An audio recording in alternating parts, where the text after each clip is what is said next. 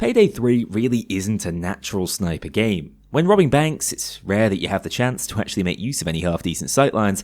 When now the game's only sniper, the R900S, was handling at launch, it seemed even the devs didn't want to encourage us to try it out either. However, after a couple of years worth of quality of life improvements, and now access to one of the game's most busted skills in head games, it looks like sniper fans are finally eating well. This build makes use of all the same monster synergies the DMR setup did, with a weapon that's even more consistent and powerful from the get-go.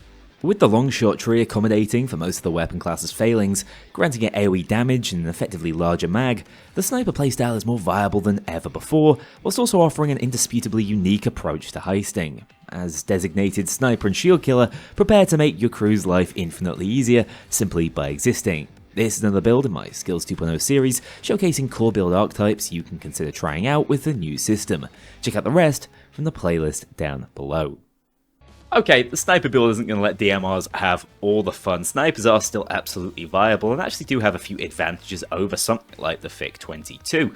Unfortunately, we only really have the Rheinfeld to choose from right now, but as we head over to the professional, we can immediately see with head games, it's going to get a hell of a lot of use out of this as well. Although it can't stack it up quite as quickly up against something like a Dozer, what it does is lose it a lot slower. You can be a lot more deliberate with your shots, make sure you're at least hitting the body, and you can also get those one-shot body shot kills an awful lot earlier with a much lower percentage gain. So head games works almost just as well. You might not see the same crazy percentages at the end of the heist, but it's still immensely powerful. Skull trauma is a no-brainer, but I would say it's not worth going into stockpile marksman. Snipers just don't run out of ammo. They one-shot kill. They can one-shot kill multiple enemies at once now. So there's no point going in for that. Instead, I think Trade Broker is a really good single-point usage. It's going to give you double the usage out of hostage trades, which is quite powerful. Return policy feels fantastic on snipers. They shoot a lot slower, you're going to get many more bullets back relative to the amount of damage you're putting down range when compared to something like the DMRs. Armor piercing is also a necessity. We don't love it, we ace it out basically just because the penetration is really nice to have. And then finally, Ricochet. That's our other AoE effect. We're going to use that to kill enemies when they're grouped up. Single headshots can basically deal with anything as soon as you have around about 50% on head games. I am not kidding. It's very, very powerful. Snipers also have that nice niche where they're good at counter-sniping, and I've found at the very least snipers right now are a real pain. Damage drop-off is quite intense on things like assault rifles and SMGs, so you can expect to require a few shots to take them out, whereas snipers, that's not going to be a problem. The only issue is they're not particularly good at groups. Yes, Ricochet makes them better, but if you've got a large number of guys pursuing you, you want some true AoE damage. Once upon a time, that might have come from grenades, but I find grenades quite unsafe at the moment, so instead I want to go for the poisonous gas setup, picking up Heavy Smoker, Brain Fog aced, Stockpile for another not waste point, although not the world's most useful point, and then Poisonous Gas. This skill is amazing, you do way more damage than you'd expect. Just drop them at your feet constantly as soon as they're back up on charge, because you'll see we're running the Sabotage frame in a minute. And then we might as well go Smokescreen. 25% dodge chance is not nothing, and probably worth the single point that gets us up to Escape Artist. A get out of jail free card I've mentioned previously. It's very useful. Admittedly, you won't always have a smoke grenade. This build doesn't run medic bags, so you can't get repeated uses out of it quite as well. When it gets nerfed, this might be a drop skill, but for right now, I think you might as well have that equipped. Soldier is where we finish it up, unfortunately. It's Juggernaut again, you guys know how it is. We go Extra Protection aced, actually Head Guard aced, Armored Up 2 aced, and then Bastion Beast of Burden. Headguard's not an amazing skill by any stretch of the imagination. Taking any instance of damage will reset it, so the value is way lower than something like Bullseye, with which you can armor gate in Payday 2, even though the skills look relatively similar. However, if you're running a sniper and you're playing a little bit further back, you might get more usage out of this, hiding, taking cover, and dropping a few headshots to reduce that recharge timer on your resistant plates. It's not so bad at all. Beast of Burden and Bastion are just kind of must-haves, and again, it's an armor build. Resistant armor is again more of a finite resource than it has been in a long time, but with these three skills combined, it's not going to be a problem for you. The weapon, the Rheinfeld 900S, as I said, fairly straightforward. I like the 5x scope. I don't actually have this thing fully leveled up, unfortunately, because it's on the Starbreeze partner back end, so I'm missing the extended mag, but I reckon I would run this otherwise. You don't have to reload too frequently thanks to your bullets returning to your mag. Then in the secondary slot, a little bit like the DMR, I run the Castigo. I don't love this thing right now, and the idea is I don't want to have to switch to my secondary. If I do switch, I will lose the head games bonus, so I'm pretty stuck with the Reinfeld.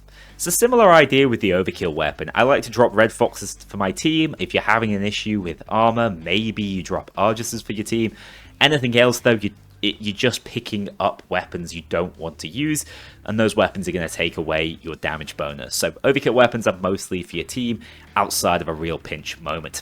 Trip laser, armor bag, smoke grenade all makes sense. Saboteur frame, as I've already mentioned, very useful. It's how we're going to have our smoke grenades back. It's one of our major sources of damage with this setup, which is a lot less single target than the sniper. This is more than enough armor. I would love to have the 4-plate passive as well, but the 3-plate passive for now feels like enough.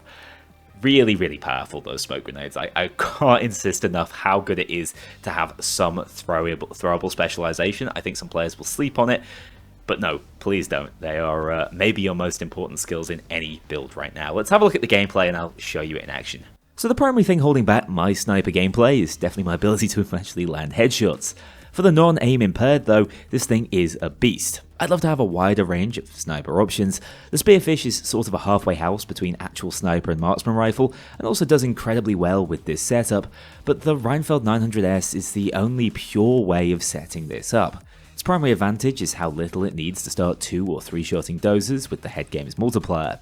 It's also had many of its clear disadvantages, such as its awkward reload speed, more than papered over with skills like return policy, pretty much covering for the lost ammo funnel replenish synergy from the old system.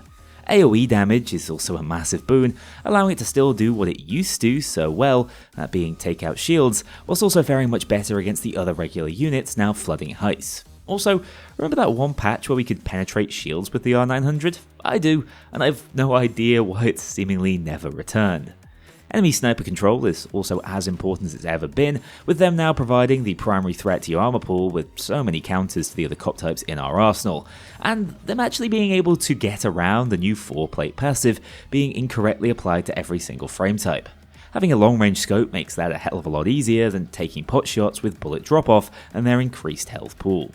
Finally, don't sleep on the smoke grenade's AoE effect. I'm not sure how much longer the 3-plate passive is going to remain as generous as it is, but whilst it functions on a 15-second reset timer, you can actually stack up smoke grenades, taking an entire portion of the map away from the cops and dealing some of the most potent damage around armor we have access to, outside of the ridiculous grenade build I've already showcased. The fact this isn't nuking our own armor pool simultaneously, and is actually providing a little refuge at times, is a massive win though, enabling you to effectively wipe a flank route off the map, whilst you focus on landing headshots on the big boys, giving you more control over combat situations than snipers ever had in the past. It's a self-explanatory setup that will obviously depend on your skill with the primary, meaning the ceiling on this one is what you can make of it.